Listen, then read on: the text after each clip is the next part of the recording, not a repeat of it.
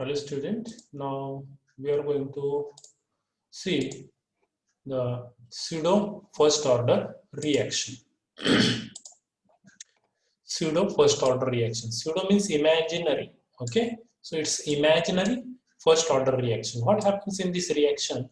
Actually, two molecules are taking part for the reaction. Okay, one is a methyl acetate molecule and other is a water molecule over here. Okay, so remember in the pseudo first order reaction, actually two molecules are taking part, but the reaction is a first order kinetics. The reaction is first order kinetics. But here you can see it's a bimolecular reaction, but it's a first order kinetics because the rate of reaction depends upon the concentration of only one reactant.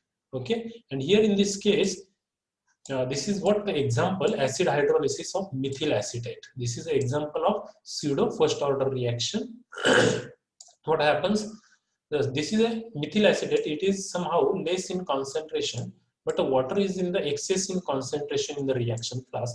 And if one of the reactant is very excess in concentration, okay, or its amount is very excess, then that reaction is not considered for the finding out the rate of the reaction. Hence, in this case, the rate of reaction depends on only the concentration of methyl acetate ion. See, from these two, here it is HCl is added as a catalyst. HCl is added as a catalyst from which you are getting H plus ion. You are getting H plus ion. Okay, this is what H plus ion. So why it is added? Because in presence of H plus ion catalyst, this reaction proceeds with the good speed. Okay, that is what the reason catalyst is added over here. So from this reaction, what happens? It breaks over here.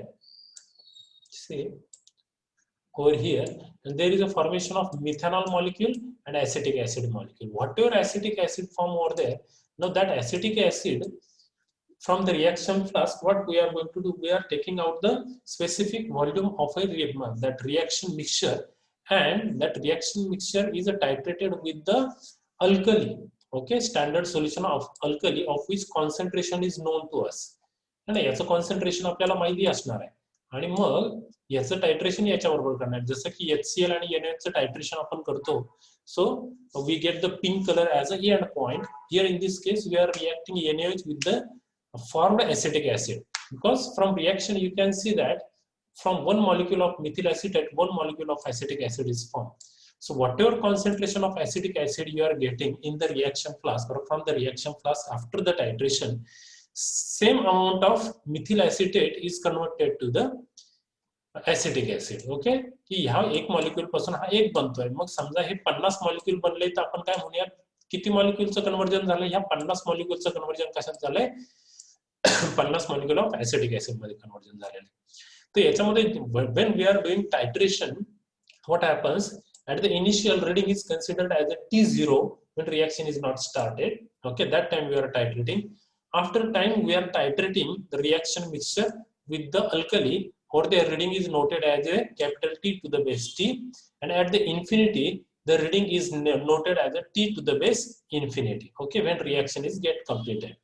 Now what happens here, the amount of ester hydrolyzed at a time T is given by X, and that X is a Tt minus T0 means reading taken after time T minus initial reading. Okay, and the concentration of a reactant at the beginning, see this is A, how A can be found out, see hence the A is the total amount of ester hydrolyzed will be given by है ना जे की पूर्ण Easter जो होता सुरुवातीला and that ester is now converted to the acid, so the total concentration is A, and that is given by T infinity means final reading minus initial reading. So here it is A, final reading minus initial reading, X is a reading when reaction started taken after time T. Okay, and this is initial reading. So we know that for the first order reaction the rate equation is K is equal to 2.303 upon T into log of A upon A minus X. So here we have A, we have X, so A minus X is, you just put the values from this equation, you have to minus this equation, you are getting T infinity minus Tt Okay, put the values of, okay, see, put a minus x and a in this equation. What is a? It's a t infinity minus t0. You can see here. Okay, what is a minus x? A minus x is t infinity minus tt. Okay, this is what you will get the equation for the pseudo first order reaction. Okay, now we'll see next example. This is the inversion of, see, this is acid catalyzed inversion of cane sugar, that is sucrose. Inversion hota hai. Okay, inversion means we are measuring the rotation of the light. Okay, see, this is sucrose C12H10O11 in presence of water. Now again it is in very excess in presence of acid catalyst. To make the reaction somehow faster, catalyst is used, and this is the actual molecule which is going to find out the rate order of reaction, or the rate of reaction depends upon this molecule, because this is in excess. Even though two molecules are taking part, but this is a pseudo first order reaction. Okay, from which, see here, glucose molecule is formed and fructose molecule is formed. So what we are going to do, rate of inversion of sucrose is negligible in absence of acid catalyst, but when acid catalyst is added, the rate is increases. Okay, so what happens? Sucrose rotate plane of plane polarized light to the right hand side, that is called dextrorotatory. Okay, and whatever product glucose and fructose form, they rotate plane of polarized light to the left side, that is called leorotatory. है ना, तुम्ही बघितलं असेल small D आणि small L हे notation तुम्हाला 12वीला होते.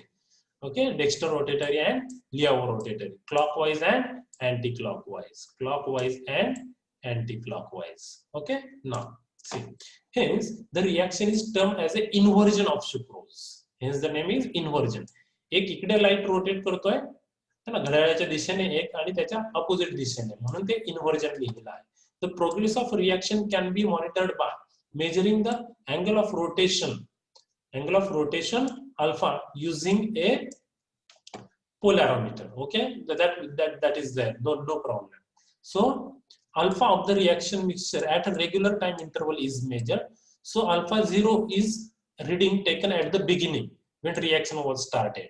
The reaction was not started, t was 0.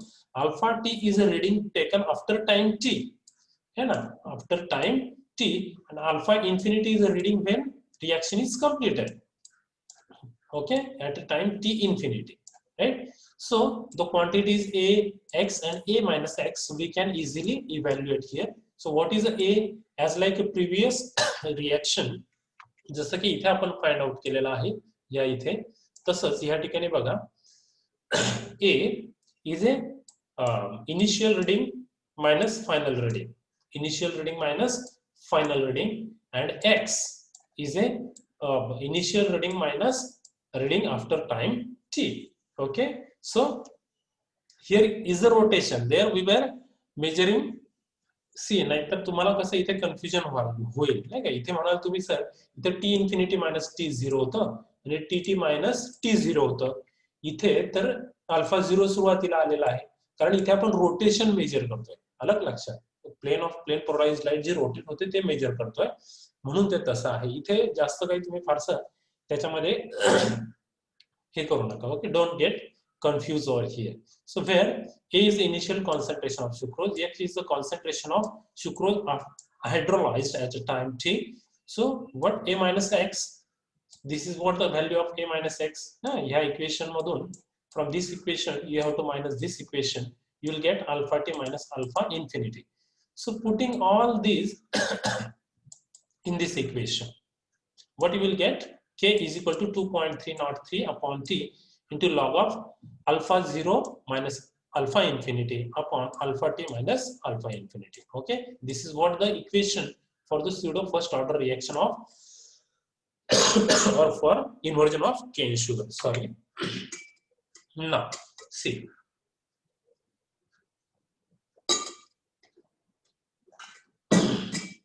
here are some methods to find out the order of reaction. So these are the methods which we can use in the laboratory. Okay, यातली एक आहे, दोन method तुम्ही laboratory मध्ये वापरतात, ते आपण बघूया. So these are the method. What is first method? Integration method. Second is graphical method. These all methods are used for the determining the order of reaction. Okay. Third is a half time method. Fourth is a differential method, and fifth is a postword isolation method. Okay. So we'll see first integration method. One by one, we'll go through it and we'll clear what the concept is. Okay. So I think whatever points are covered so far, that is enough now. So integration method I am taking for the next lecture. Okay. So that you may not get the confused. Okay. This is for your convenience. You just see lecture one by one over here.